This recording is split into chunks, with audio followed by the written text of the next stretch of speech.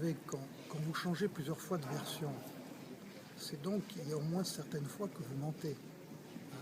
Donc, quand quelqu'un a une fluctuation de ses versions, eh bien, il y a trois hypothèses.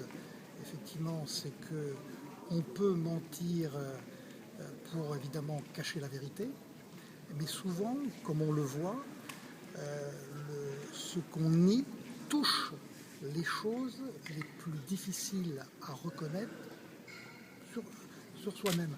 On voit qu'il nie l'agression sexuelle, mais il reconnaît un acte sexuel consenti, donc il reconnaît.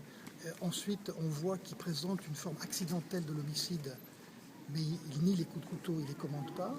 Mais surtout, on voit que quand il a allégué l'amnésie, ça portait sur le découpage. Et quand on regarde humainement entre agresser sexuellement, tuer et découper, ce qui est le plus hors norme, ce qui est le plus choquant pour un être humain normal, qu'il est aussi pour une partie de lui, c'est le découpage du corps.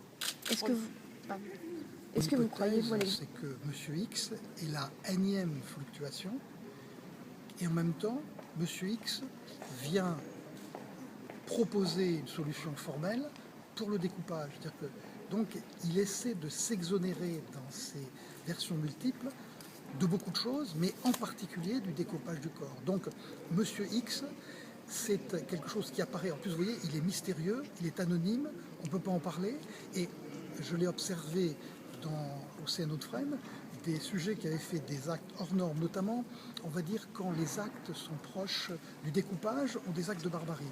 Eh bien, on voit apparaître un personnage mystérieux auquel le sujet parfois ne croit pas lui-même, mais qui vient donner une explication formelle pour s'exonérer de la partie qu'on ne peut pas reconnaître soi-même face aux autres.